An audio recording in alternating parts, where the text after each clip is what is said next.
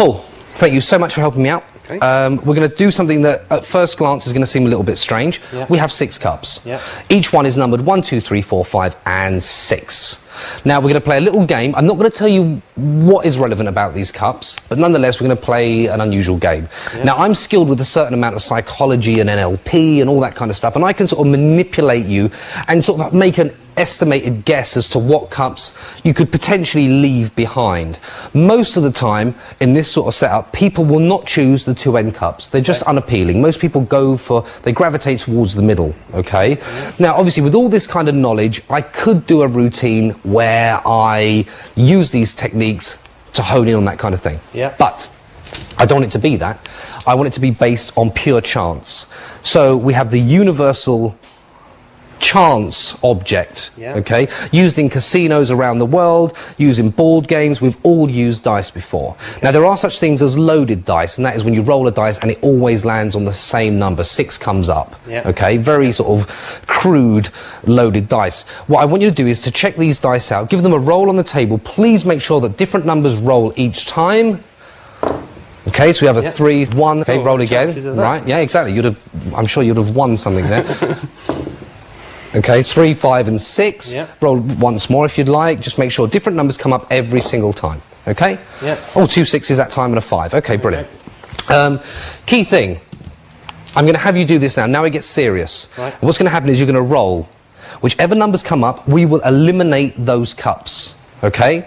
So, off you go. I'll leave them there for you. Please roll them again. Make sure that they roll different numbers, and whichever numbers come up. So we've got a 3, a 3 and a 3. Okay, so I think it's safe to say we are going to eliminate cup number 3. Okay. So the way that we're going to do this is, I tell you what, I'm going to get you to hold your hand over cup number 3, and then smash your hand down on it as hard as you can. Okay. Okay. Perfect. Okay. Cup number 3 eliminated. Okay. We'll space these out a little bit. Perfect. Could you roll them again for me, Paul? Perfect. 1, 2 and 3. 3's already gone, so we've got 1 and 2. I'll tell you what, eliminate both cups. So do cup number 1 first, eliminate that one. Perfect. And eliminate cup number 2. Perfect. Cup number 2.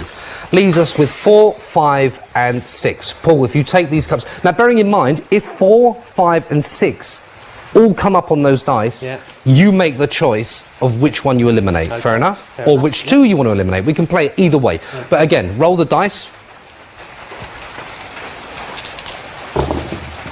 Perfect. We have a 5, a 5 and a 6. There are those 2. Okay, out of those 2, which would you like to eliminate? The 5 or the 6? Do the 6, eliminate the 6. Perfect. Get that off to one side, leaving just 2 cups. We're nearly home free, and I know this seems like a ludicrous thing to be doing, but we have the 4 and the 5. One last roll. Now remember, if the 4 comes up and the 5 comes up, you choose which one goes. Okay. If only the 4 comes up, we eliminate that. If only the 5 comes up, we eliminate that. Okay. Okay, we've got roll again, because clearly all those numbers have gone. Okay, 5, the 2 and the 1 have gone, obviously. Okay. So, eliminate the 5. Okay. Perfect. 5 eliminated. Now we started off with 6 cups.